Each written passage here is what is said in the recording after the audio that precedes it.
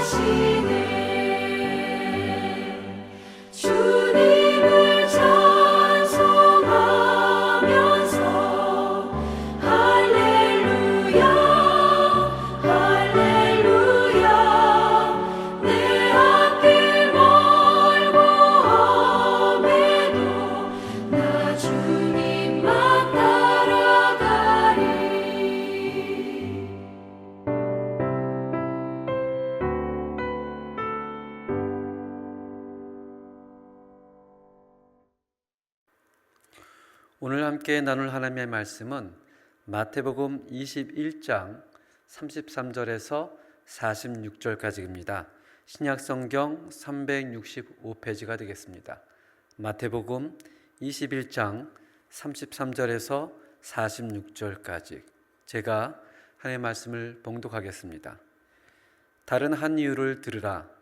한 집 주인이 포도원을 만들어 산 울타리로 두르고 거기에 집 짜는 틀을 만들고 망대를 짓고 농부들에게 세로 주고 타국에 갔더니 열매 거둘 때가 가까움에 그 열매를 받으려고 자기 종들을 농부들에게 보내니 농부들이 종들을 잡아 하나는 심히 때리고 하나는 죽이고 하나는 돌로 쳤거늘 다시 다른 종들을 처음보다 많이 보내니 그들에게도 그렇게 하였는지라.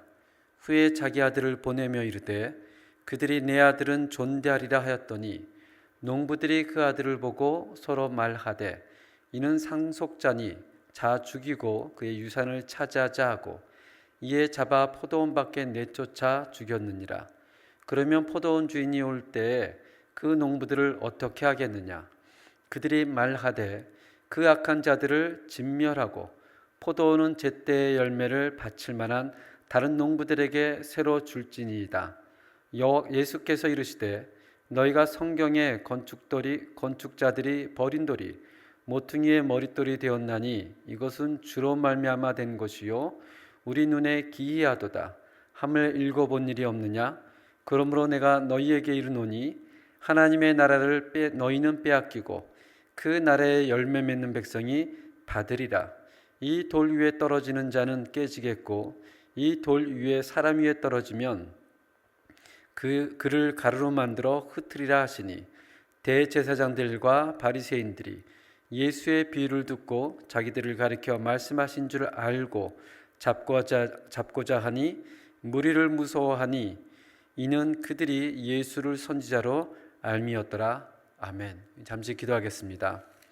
하나님 아버지, 오늘도 우리에게 주를 경외하고 또 주를 섬기며 살아갈 수 있는 하루를 주셨음을 감사히 여깁니다. 그 감사하는 마음으로 또 주의 앞에 주께 예배를 드리오니 예배를 드리는 우리 모든 성도들에게 하나님의 은혜와 위로와 격려와 축복이 함께하도록 주님이 함께하여 주시옵소서. 예수님 이름으로 기도합니다. 아멘. 바로 엊그제 2024년이 시작한 것 같은데 벌써 10월 둘째 주를 맞이하고 있습니다. 정말 한 2달만 지나면 이게 2달도 채 남지 않는 한 해가 저물어가는 그러한 계절입니다. 이 시기가 되면 한 해 동안 우리가 무엇을 했고 어떠한 열매를 남겼는지 돌아보게 됩니다. 결실을 생각해 보면 만족하기보다는 아쉬운 생각에 깊은 한숨을 쉴 때가 훨씬 많습니다. 오늘 예수님은 악한 소작인들의 비유를 들어 하나님의 구원의 역사를 묘사하며 하나님의 나라의 백성, 교회의 정체성을 우리에게 설명해 줍니다. 하나님의 나라는 하나님의 영원한 하나님의 구원 계획 속에 포함되어 있었습니다. 하나님께서 아담을 지으실 때 그를 통해 하나님의 나라를 세우기로 하셨지만 아담의 범죄로 말미암아 인류가 타락하고 말았습니다. 창세기 6장 5절에 보면 성경은 이렇게 우리에게 얘기를 합니다.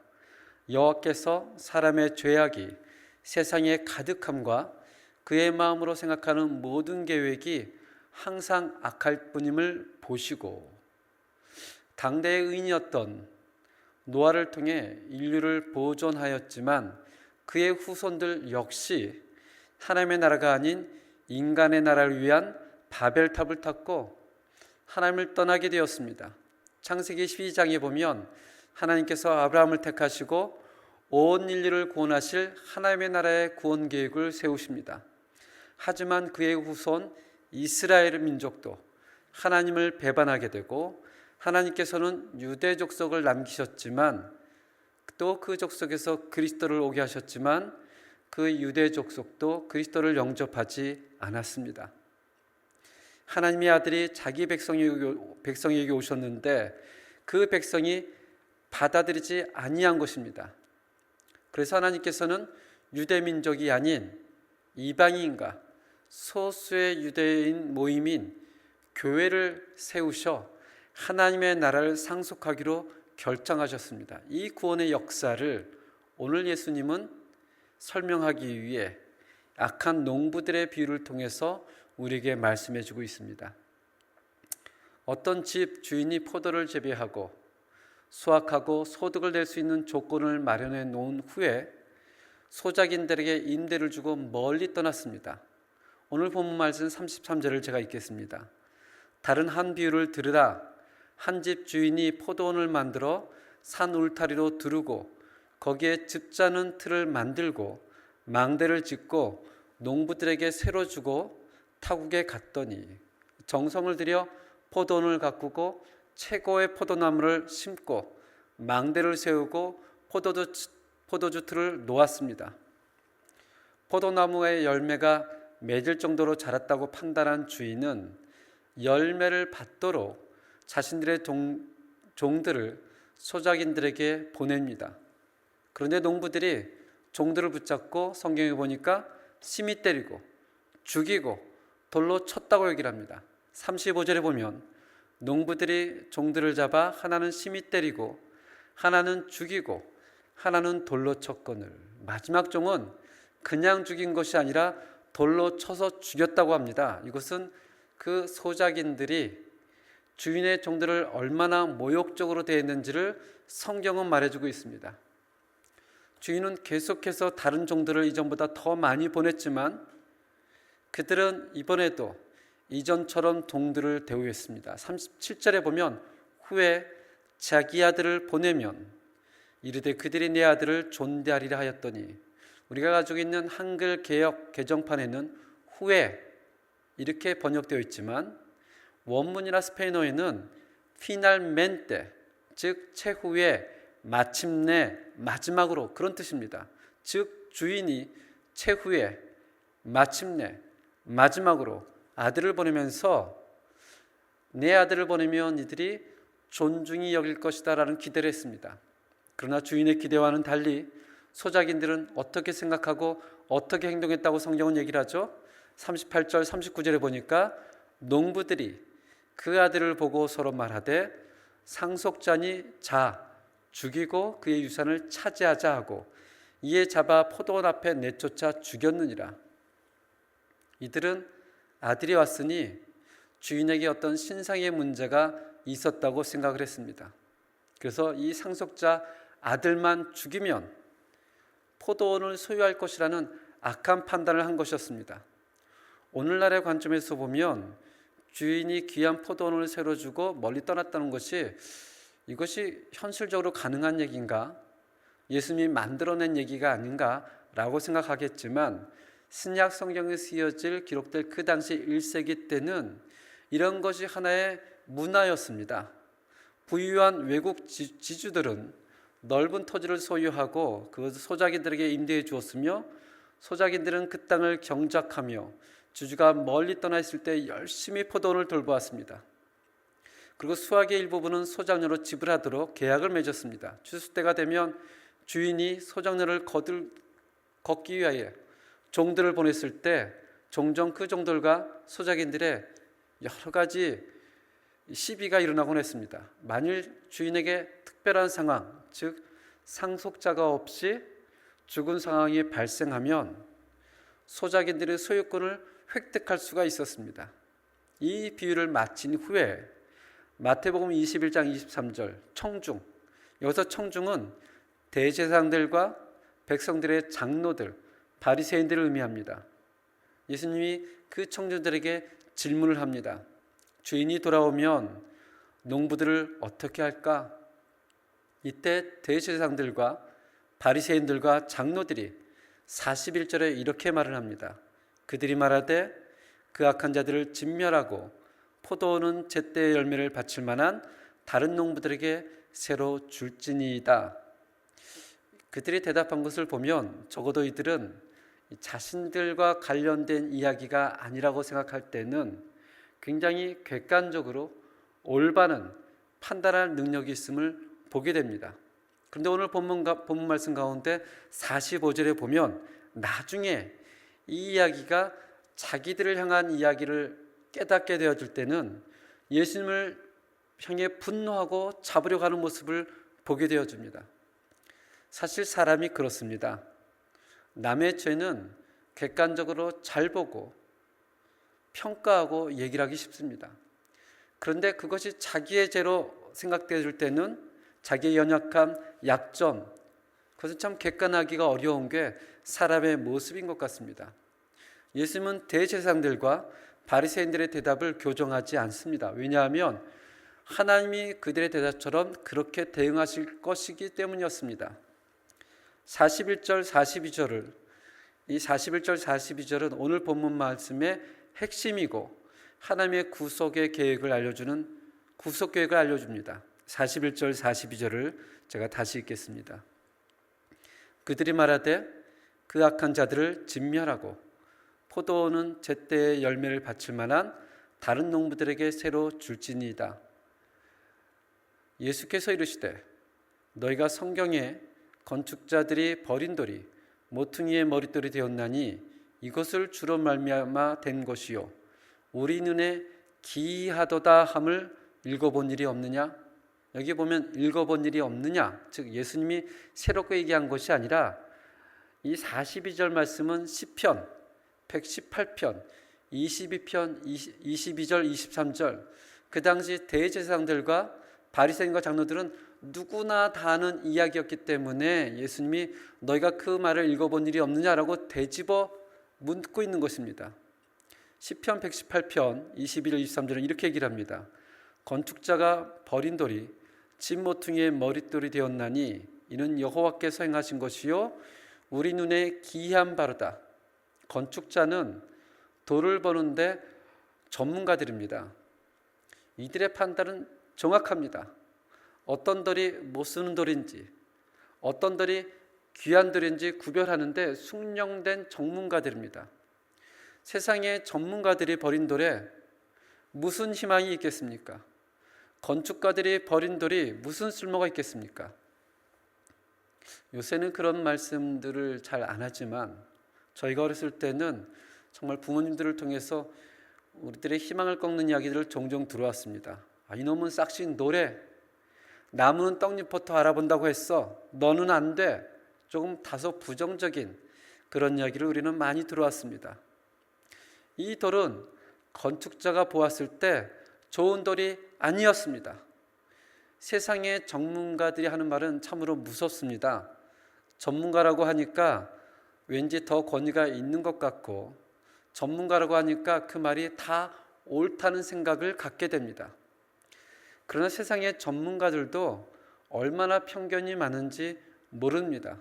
세상의 전문가들과 해도 늘 객관적이고 확고한 말만 하는 것은 아닙니다.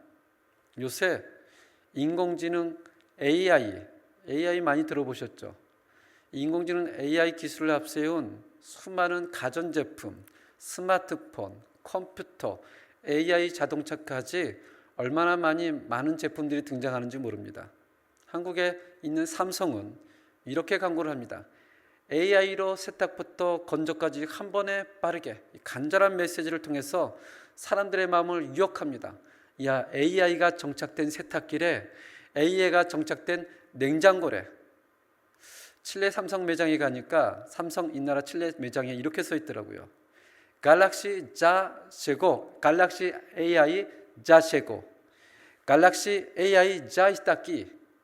이런 문구와 함께 AI가 장착된 여러 스마트 모델과 함께 노트북까지 등장합니다. 사람들이 시선을 끌죠. 그래서 요새 삼성 제품이 많이 벤따가 있다고 합니다. 이젠 정말 AI의 세상이 왔구나. 이제는 정말 감정에 치우치지 않고 아주 객관적인 정보가 들어가서 모든 것이 공정하게 해결될 것 같은 느낌이 듭니다. 그런데 인공지능 AI도 결국에는 인간들이 입력한 데이터를 바탕으로 분석하고 인식하고 문제를 해결하는 것이기 때문에 어떤 인간들이 거기에 데이터를 입력하는가에 따라서 더 공정하지 못하고 더 객관적이지 못한 차별과 편견이 존재할 수 있다는 증거들이 여기저기 속속해 나오고 있습니다. AI 시민단체인 미국에 있는 알고리즘 연맹은 말하기를 오늘날 만들어지고 있는 AI가 백인 남성 위주로 짜여진 미 실리콘밸리 AI 연구진 문화가 많이 들어가 있기 때문에 우리가 알게 모르게 그 안에 인종적인 차별, 문화적인 차별이 많이 있다라는 주장을 하고 있습니다. 즉 세상의 전문가들이 하는 말이 항상 최후의 말이 아니라는 것입니다. 그들은 많은 지식들이 있지만 객관적인 것을 가지고 있는 것 같지만 그러나 영적인 것, 보이지 않는 세계, 하나님의 세계와 계시에 대하여는 막연하게 알 뿐입니다. 이 버림받은 돌, 그 버림받은 돌이 집 모퉁이의 머릿돌이 되었다. 이것이 세상의 눈엔, 세상의 경험엔, 세상의 가치관엔, 세상의 철학엔 기이하다는 것입니다. 도저히 알 수 없다는 것입니다. 그럴 수 없다는 것입니다. 그런데 성경의 관점에서는 그것이 기이한 일이 아니라는 것입니다. 그것이 역사요 하나님의 방법이라는 것입니다. 야곱을 한번 생각해 보시기 바랍니다. 그는 형 에서를 피해 외삼촌 라반 집으로 도망을 갔었습니다. 그는 이삭의 집에서 버림받은 사람처럼 보였지만 결국 그 야곱이 이스라엘이 되어 이삭의 가문에서 모퉁이돌이 된 것을 우리는 성경을 통해서 알고 있습니다. 요셉도 마찬가지입니다. 형들의 질시를 받아 악의에 참 배반을 당했습니다. 그렇지만 그가 이스라엘의 구원자가 되고 그를 통해서 이스라엘의 반석 대신 목자가 올 것이라는 성경의 위대한 축복을 받게 됩니다. 또한 다윗을 보시기 바랍니다. 그는 가장 멸시받는 그 가정의 막내였습니다. 그의 형들뿐 아니라 아버지도 그를 인정하지 않았습니다. 버린 돌 취급했습니다. 사무엘을 통해 기름 부음을 받았지만 사울에게 버림받아 수십 년을 광야에서 떠돌아다녀야 했습니다. 때로는 동굴에 숨어 살았습니다. 그러나 건축자의 버린 돌이 모퉁이 돌이 되었습니다. 세상 사람들의 눈에는 기이할 뿐이었습니다. 우리 주님도 마찬가지였습니다. 주님은 철저하게 버림을 받았습니다. 그가 이 세상에 오셨을 때 성경은 자기 백성들이 그를 버렸다고 증거합니다. 예수님에게 참 메시아라는 증거가 없었기 때문이 아니었습니다. 수많은 기적, 수많은 이적, 놀라운 가르침을 불구하고 자기 백성들은 예수님을 버렸습니다. 왜요?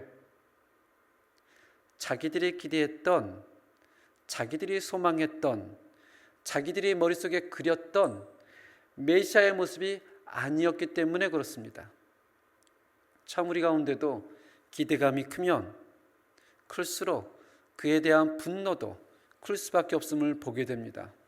백성들뿐만이 아니라 지도자들이, 대제사장, 사두개인, 바리새인들이 앞장서서 그를 버렸습니다. 그들은 건축가, 전문가들이었습니다.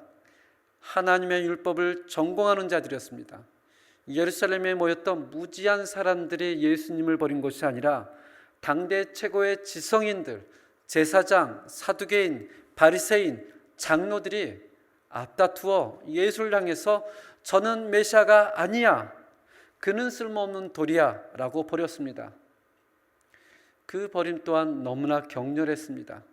자기들의 기대, 자기들의 욕심과 다르다고 해서 그는 메시아가 아니야 라고 말하며 온갖 모욕을 퍼붓고 십자가에 못 박으며 이렇게 얘기를 하죠. 그 피를 우리와 우리 자손들에게 돌리라 말하며 저주했습니다. 그래서 성경은 놀라운 일이 벌어집니다. 버려졌던 주님이 높아졌습니다. 가장 존귀한 자리를 차지했다고 성경은 얘기를 합니다. 모든 돌 위에 있는 머릿돌이 되었습니다. 이 머릿돌은 옆에 있는 돌과 이 옆에 있는 돌을 이어줍니다. 머릿돌이 없는 건축물은 있을 수가 없습니다. 저희 칠레 한인연합교회 건축물도 저 앞에 가면 머릿돌 하는 그 머릿돌을 제가 발견할 수 있었습니다. 이스라엘의 벽과 이방인의 벽을 다 잇는 남자와 여자, 헬라인과 유대인, 종과 주인을 하나로 이어줍니다. 하늘과 땅을 이어주고 유한한 시간과 무한한 시간 영혼을 잇는 그것이 예수 그리스도였습니다. 예수 그리스도의 버림받음과 죽음은 실패가 아니라 하나님의 승리였습니다. 이것이 세상의 눈엔 기이하다는 것입니다. 도저히 받아들일 수 없다는 것입니다. 43절에 예수님은 이 비유를 적용하면서 이들을 배척한 유대 지도자들의 운명에 대해서 말씀합니다. 43절을 제가 읽겠습니다. 그러므로 내가 너희에게 이르노니 하나님의 나라를 너희는 빼앗기고 그 나라의 열매 맺는 백성이 받으리라. 여기서 나오는 너희는 유대 지도자들, 대제사장, 사두개인, 바리새인을 의미합니다. 그 당시 성전의 기득권을 가지고 있는 종교적인 기득권자들, 너희가 가지고 있는 모든 특권을 너희는 다 빼앗길 것이다. 그리고 그 특권이 누구에게로 간다고 성경은 얘기를 합니까? 43절에 보니까 열매 맺는 백성. 이 열매 맺는 백성은 누구를 얘기할까요? 바로 교회를 의미합니다. 교회의 정체성은 단순히 우리가 모여서 예배드리는 데 있지 않고 하나님이 원하시는 열매를 맺는 데에 있다는 것입니다.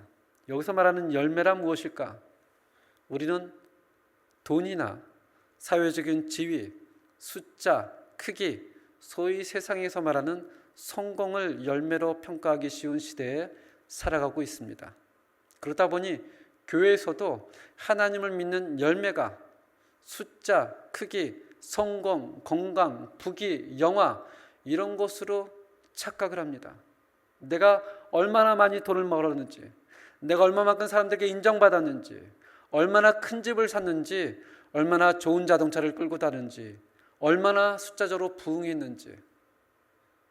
그러나 우리가 마태복음 1장부터 21장까지 쭉 묵상을 하면서, 아니 마태복음이 아니라 성경 전체를 보면서 어디에도 우리가 생각하는 성경의 열매를 성경에서는 열매라고 말하지 않습니다. 하나님을 믿지 않는 사람과 하나님 나라의 백성을 구분하는데 그 기준으로 구분하지 않는다는 것입니다.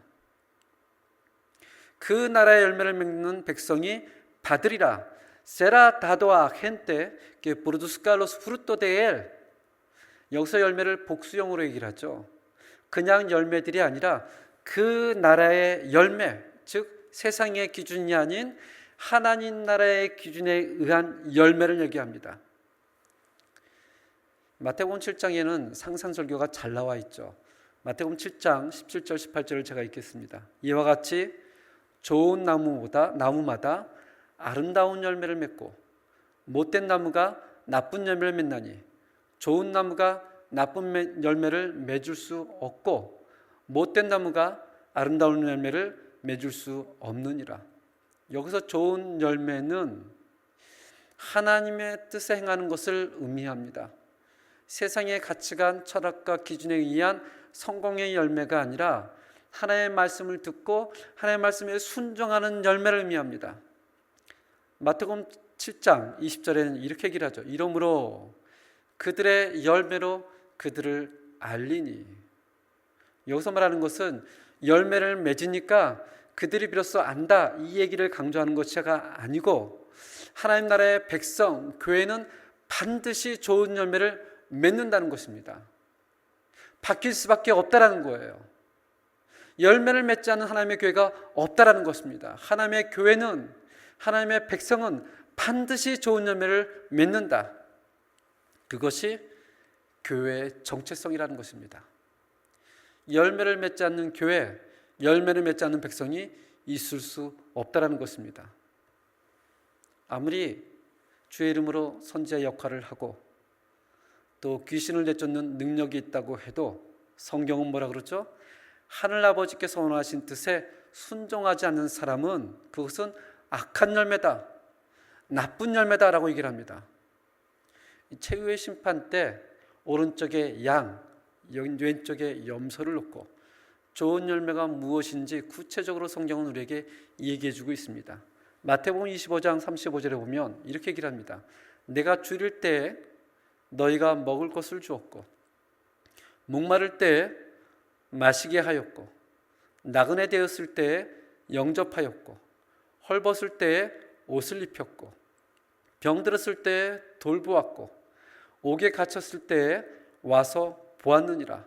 그리고 25장 40절에는 내 형제 중에 지극히 작은 자 하나에게 한 것이, 즉 하나님의 뜻은 우리 가운데 있는 지극히 작은 자에게 베풀어 주신 그 긍휼, 그것이 하나님이 원하시는 열매라고 얘기를 합니다. 유대 지도자들에게는 없고 하나님의 백성에게는 반드시 있는 것, 그 은혜의 열매를 얘기를 합니다. 그들은 예수님의 사역을 거부하고 배척하였기 때문에 예수님의 말씀에 귀를 기울이지 않았습니다. 하나님의 뜻을 맞는 열매를 맺을 수가 없었습니다. 오늘 새로운 백성, 하나님의 교회라 일컬음받는 우리들은 예수님의 가르침과 삶을 따라 살면서 하나님의 뜻에 순종하는 열매, 지극히 작은 자를 바라보는 열매, 그네의 열매를 맺으며 이 교회가 정말 하나님의 백성임을, 우리 자신이 정말 하나님의 아들과 딸임을 증명하며 오늘 살아가는 여러분과 제가 되기를 주님의 이름으로 축원합니다. 이 시간에 함께 기도하겠습니다. 하나님, 저희 교회를 축복하여 주시고, 세상 사람들은 저희 교회를 보면서 기이하다 생각할지 모르겠지만 이 교회가 하나님의 열매를 맺는 교회가 될 수 있게 해주시고, 이 교회가 하나님을 증거하는 교회가 될 수 있게 해달라고 함께 한 목소리로 기도하겠습니다.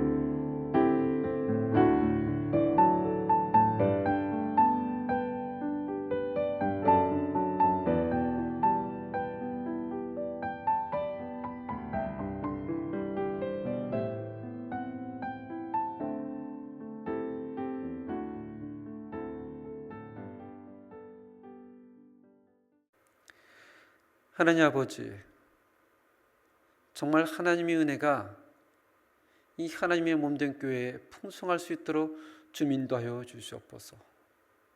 세상에서 생각하는 기준, 세상의 철학, 세상의 경험, 그러한 것으로 열매를 보는 것이 아니라 성경에서 얘기하는 그 열매를 맺는 저희 공동체가 될 수 있도록 인도해 주시고, 저희 교회를 들어오는 많은 사람들이 하나님의 말씀을, 복음을 듣고 그 열매를 맺으며 하나님의 살아계심을 증거하는 우리 모두가 될 수 있도록 주께서 축복하여 주시옵소서. 예수님 이름으로 기도합니다. 아멘.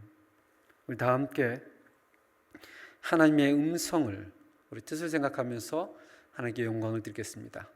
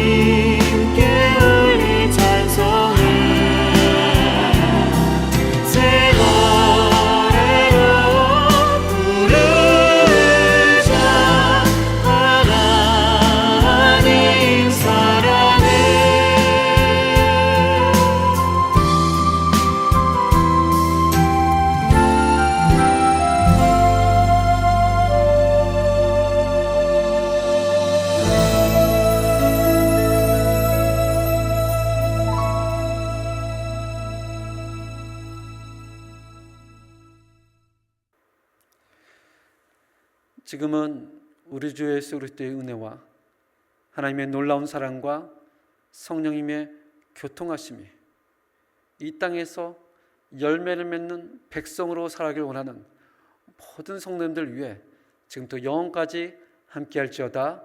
아멘.